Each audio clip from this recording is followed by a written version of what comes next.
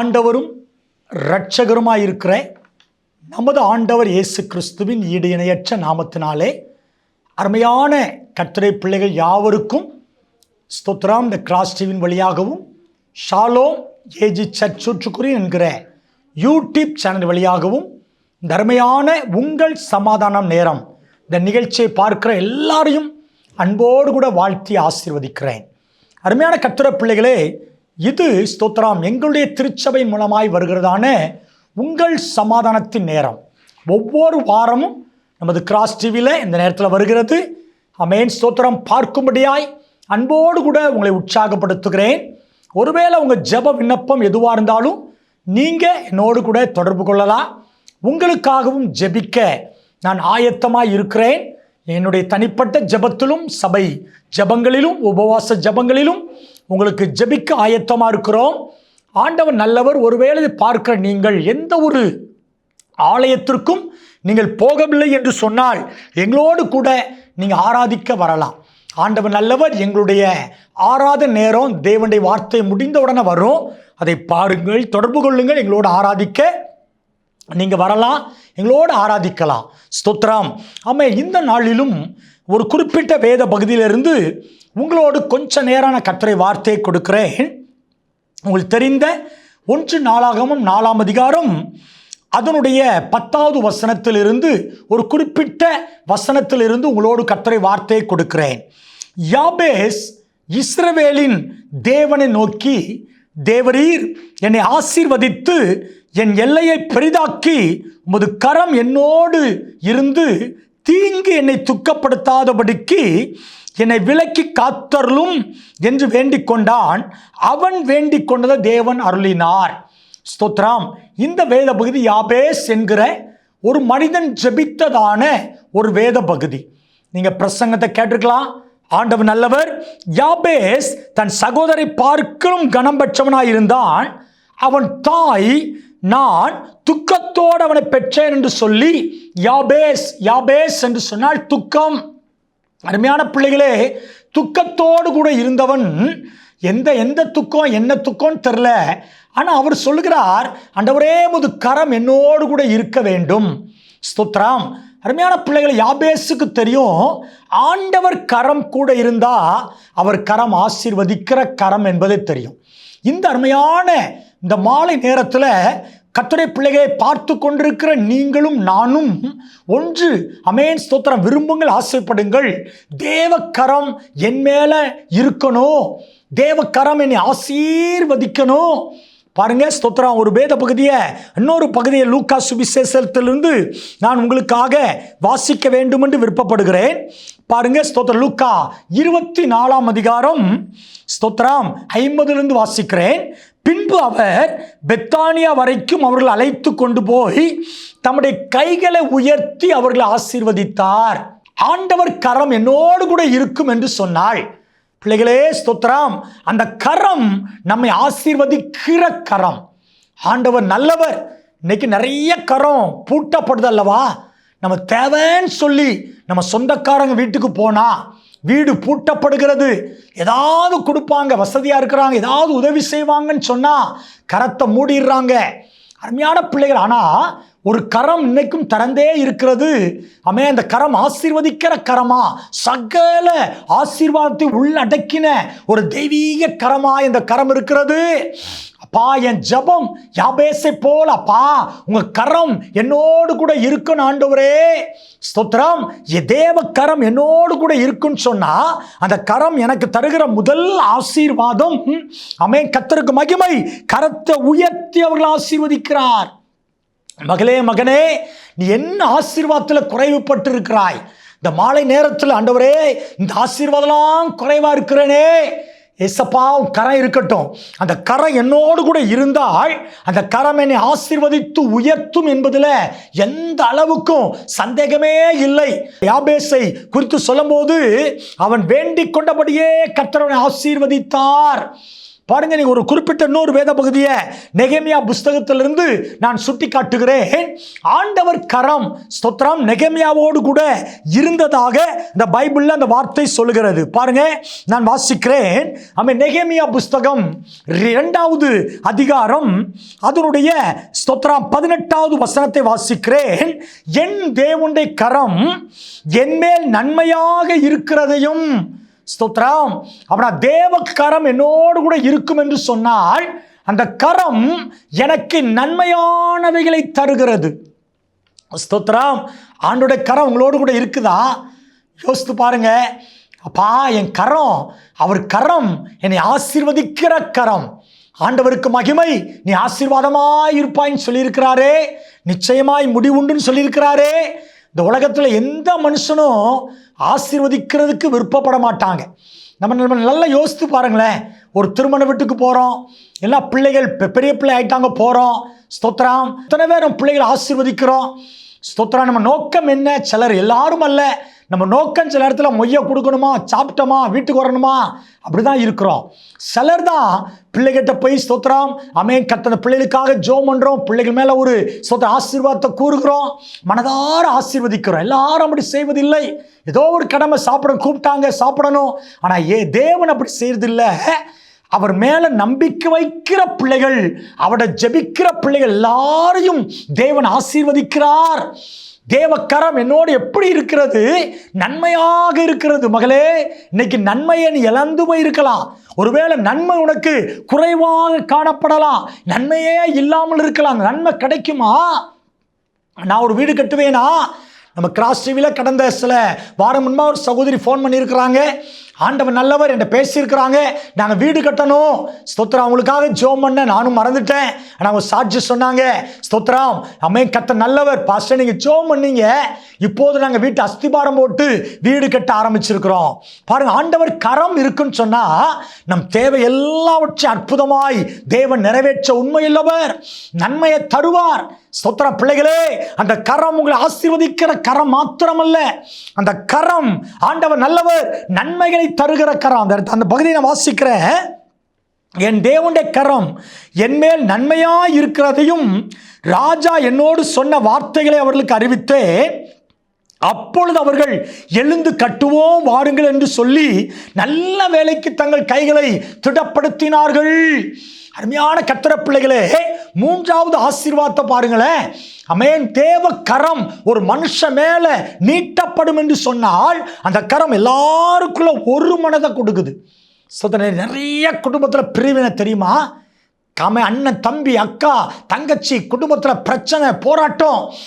மாமியார மருமகள் மதிக்கிறது இல்லை, மருமகளை மாமியார் மதிக்கிறது இல்லை, சண்டை, போராட்டம், பிரச்சனை. கணவனை மனைவி மதிக்கிறது இல்லை, ஈகோ பிரச்சனை. நான் படிச்சிருக்கேன், நீ படிச்சிருக்கிறேன், பாருங்க, பிரிவினை தான்.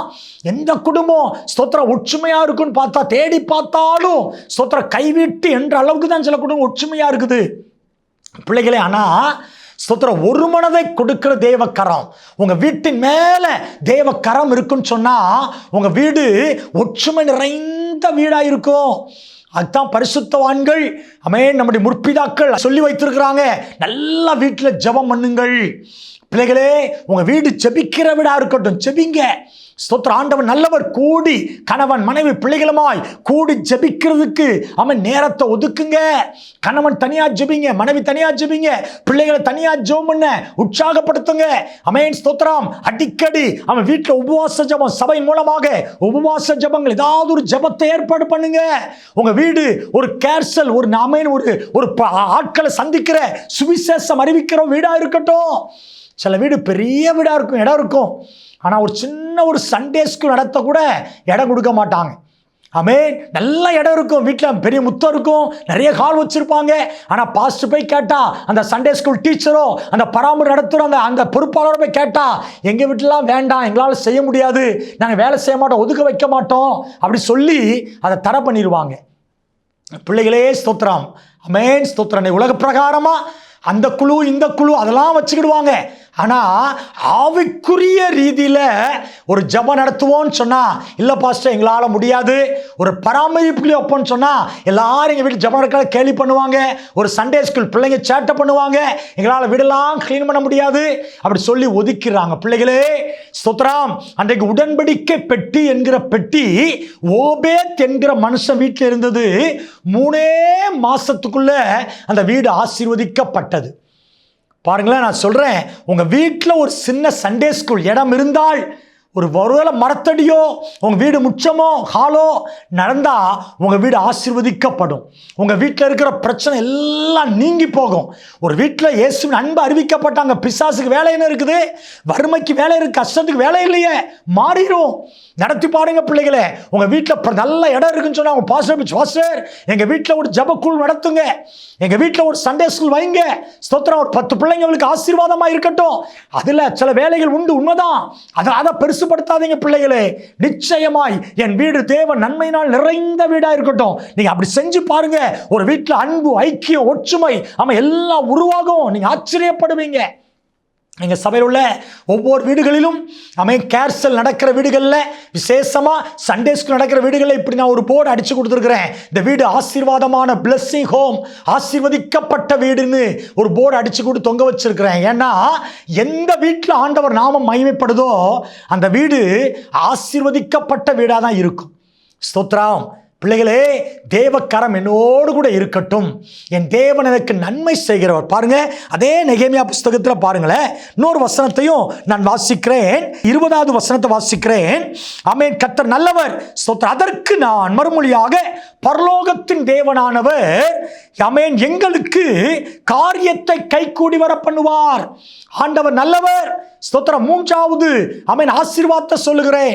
தேவ கரம் ஒரு மனுஷனோடு வீட்டிலையோ அவன் மேல இருக்குன்னு சொன்னா, ஆமென் ஸ்தோத்திரம், தேவன் அவர்களை ஆசீர்வதிக்க ஆரம்பிக்கிறார். 2வது நன்மைகளை தேவன் அள்ளி கொடுக்க ஆமென் பிரியப்படுகிறார். 3வது எல்லா காரியத்தையும் கைகூடி வர பண்ணுவார். பிள்ளைகள் திருமணம் கைக்குடி வர பண்ணும். நீங்க வீடு கட்டுறீங்களா, வீடு கட்டி முடிக்கப்படும். உங்க பிசினஸ் ஆரம்பிக்கீங்களா, பிசினஸ் கட்ட கைக்குடி வர பண்ணுவார். உங்க பிள்ளைகள் மேல் படிப்புக்கால வழியை திறப்பார். உங்க பிள்ளைங்க இன்டர்வியூ போறாங்கன்னா அந்த காரியத்தை கைக்குடி வர பண்ணுவார். உங்க கணவர்களுக்கு மகனே உங்க பிள்ளைகளை கத்து ப்ரமோஷன்களை கைக்குடி வர பண்ணுவார். சம்பளத்தில் ஆண்டு உயர்வை கைக்குடி வர பண்ணுவார். ஊழியத்தில் மேன்மையான காரியத்தை தருவார். எப்பொழுது என் தேவனுடைய கரம் என்னோடு கூட இருக்கும் பொழுது என் காரியம் எல்லாவற்றையும் வாய்க்க பண்ணுகிறார். அவர் வாய்க்க பண்ணுகிற கர்த்தர் அல்லவா? யோசித்து பாருங்க. ஸ்தோத்திரம். ஆமென். ஆண்டவர் ஆமென் நல்லவர். பாருங்களேன். ஸ்தோத்திரம். அது மாத்திரமல்ல, ஆண்டவர் கரம் ஒரு தேவனுடைய மனுஷனோடு கூட இருக்கும்னு சொன்னா, ஸ்தோத்திரம் 6வது அதிகாரத்தில் ஒரு வசனத்தை வாசிக்கிறேன். நான் அலங்கத்தை கட்டி முடித்ததையும் இனி அது திறப்பு ஒன்றும் இல்லை என்பதையும் சன்பல்லாத்தும் தொபியாவும் அரபியனான கேசேமும் எங்களுக்கு மிகுந்த பகைஞரும் கேள்விப்பட்ட பொழுது, ஸ்தோத்திரம், அருமையான பிள்ளைகளே, தொடர்ந்து நீங்க வாசித்தீங்கன்னு சொன்னா, ஸ்தோத்திரம், நெகேமியாவுக்கு எதிராய் அலங்கற்கு எதிராய் சில சத்துருக்கள் எழும்புகிறார்கள். நான் சுருக்கமாவே சொல்லுகிறேன், தேவக்கரம் ஒரு மனுஷன் மேல இருந்தா ஆமென் சத்துருக்கள் எல்லாவற்றையும் உங்களை விட்டு விலக்கிடுவார். ஸ்தோத்திரம். சத்துருக்கள் நிறைய எழும்பினாங்க. நெகேமியா ஆலயத்தை கட்டுறாரு. ஆண்டவருடைய சோமணி தான் வந்தாரு. ஆலயத்தின் வேலையை கட்டுறாரு. ஆலய அலங்கத்தை கட்டி முடிக்க ரொம்ப பிரயாசப்படும். ஆனா சத்துருக்கள் எழும்பி, இந்த பைபிள்ல நெகேமியா புஸ்தகத்துல ஸ்தோத்திரம் ஆமென் நெகேமியா அலங்கத்தை கட்டுறதுக்கு 12 விதமான தடைகள் வந்துச்சாம். 12 தடைகள் வந்துச்சு. ஒவ்வொரு தடையா வந்துச்சு. ஒவ்வொரு தடைகளையும் நெகேமியா மேற்கொள்ளுகிறார். மேற்கொண்டு கடைசி சொல்றார், கர்த்தர் நன்மையானதை தந்தார், தேவனே என்னை நினைத்தருளுங்கப்பான்னு சொல்லுகிறார். அந்த வசனத்தின் கடைசி 13ஆம் அதிகாரத்தை நான் வாசிக்கிறேன். அருமையான பிள்ளைகளே பாருங்க. ஸ்தோத்திரம். 13ஆம் அதிகாரம், நெகேமியா 13ஆம் அதிகாரம் 31வது வசனத்தை வாசிக்கிறேன். கடைசி பகுதி, என் தேவனே எனக்கு நன்மை உண்டாக நினைத்தருளும். ஸ்தோத்திரம். தேவக்கரம் ஒரு மனுஷன் மேல இருக்குன்னா, தேவன் கொடுக்கிற 5வது ஆசீர்வாதம் அந்த மனுஷனை எப்போது நினைத்து கொண்டிருப்பார். ஸ்தோத்திரம். பிள்ளைகளே, தேவக்கரம் உங்க மேல இருக்குதா? அவங்க மேல பாசம் வைக்கணும், இவங்க என் மேலே பரிதாபப்படணும், அவங்க எனக்கு நண்பனாக இருக்கணும். ஸ்தோத்திரம். சில நேரத்தில் நண்பனாக இருக்கிறவங்க பகைங்கராக மாறிடுவாங்க, ஆசீர்வதிக்கிறவங்க சபிக்க செஞ்சிருவாங்க, உன்னோடு கூட இருக்கிறவங்களையே அவனை விட்டு விலகி போயிடுவாங்க. ஸ்தோத்திரம். அருமையான பிள்ளைகள். ஆனால் தேவன் மட்டும் உன் கூட இருப்பார்னா எப்போதும் நம்மை நினைத்து ஆசீர்வதிக்கிறவர். அதான் பைபிள் சொல்லுது, கர்த்தர் நம்மை நினைத்து இருக்கிறார், அவர் ஆசீர்வதிப்பார். அந்த மனுஷன் நினைக்கலையே, இந்த மனுஷன் நினைக்கலையே, இவங்களாம் மறந்துட்டாங்களே. கவலைப்படாதீங்க பிள்ளைகளே, கவலைப்படாதீங்க. உங்களை நினைக்கிற ஒரு கர்த்தர் இருக்கிறார். அவர் நினைக்கிறது மாத்திரமல்ல, ஆமென், நம்ம ஆசீர்வதிப்பார். நம்ம ரோட்டில் போகிறோம், கஷ்டப்பட்ட ஆட்களை பார்க்குறோம், நினைக்கிறோம், நம்ம என்ன செய்கிறோம்? ஸ்தோத்திரம். கேட்டால் கொடுக்குறோம், இல்லைன்னா நம்ம பாட்டில் வந்துக்கிட்டு இருக்கோம். நினைச்சா நம்ம ஆசீர்வாதத்தை கொடுக்குறது. ஆனால் கர்த்தர் அப்படி விட்டு போகிறது இல்லை. நம்ம நினச்சிட்டார்னா அவர் ஆசீர்வாதத்தை அள்ளி கொடுக்குறார். அதான் யாபேஸ் தெரிந்து சொல்கிறாரு, தேவனே உமது கரம் என்னோடு கூட இருக்கணும். அன்பு பிள்ளைகளே, எசப்பா எங்கள் வீட்டின் மேலே, என் தொழிலில் மேலே, எங்கள் பிள்ளைகள் மேலே, என் மேலே, என் குடும்பத்தின் மேலே அப்பா உங்கள் கரம் எப்போது இருக்கணும்ப்பா. உன் கரம் மட்டும் என்னை விட்டு விலகிடக்கூடாதுப்பா. உன் கரம் என்னோடு கூட இருக்கணும். அந்த கரம் என் கூட இருக்குன்னா, ஏசப்பா என் கூட இருப்பார்னா என்னை ஆசீர்வதிக்கிறார். ஏசப்பா என் கூட இருப்பார்னா எனக்கு நன்மையை தருகிறார். ஏசப்பா என் கூட இருப்பார்னா எல்லா காரியத்தையும் கைகூடி வர பண்ணுகிறார். ஏசப்பா என் கூட இருப்பார்னா சத்துருக்கள் எல்லாரையும் என்னை விட்டு விலக்குகிறார். ஆமே, பிசினஸ்க்கு எதிரிகள், ஊழியத்தில் எதிரிகள் எல்லாவற்றையும் கர்த்தர் மாற்றுகிறார். ஏசப்பா என் கூட இருப்பார்னா அவர் கரம் என் கூட இருக்கிறார், நினைத்து என்னை அருள நினைத்து ஆசீர்வதிக்கிற தேவனாய் எனக்கு வெளிப்படுவார். அப்பா உங்க கரம் என்னோடு இருக்கட்டும்பா. யாபேசோடு இருந்ததில்ல, நெகேமியாவோடு இருந்ததில்லப்பா, என் கூட என் பிள்ளைகளோடு கூட இருக்கட்டும்ப்பா. யார் எங்களை விட்டு விலகினாலும், யார் எங்களோடு இருந்தாலும் நீங்கள் இவங்க எங்களை விட்டு விலகிடக்கூடாதுப்பாங்கிற ஒரு சின்ன ஜெபம் பண்ணிடலாமா பிள்ளைகளே? கர்த்தர்காரர் உங்களோடு கூட இருக்கட்டும். சர்வ வல்லமையுள்ள தேவனே, அப்பா உங்கள் சமாதானத்தின் நேரம், அருமையான ஆண்டவரே தேவனுடைய வார்த்தையை ஆண்டவர் பிள்ளைகளுக்கு பிட்டு கொடுத்துருக்கப்பா. யாபேசோடு தேவ கரம் இருந்தது. அம்மா நன்மையை கொடுத்தீங்க, ஆசீர்வாதத்தை கொடுத்தீங்க, சத்துருக்களை விலக்கினீங்க, காரியத்தை கைக்குடி வர பண்ணீங்க, நினைத்து அருளினீங்க. அதே போல இதை பார்க்கிற ஒவ்வொரு பிள்ளைகள் மேலேயும் தேவ கரம் இருக்கட்டும்.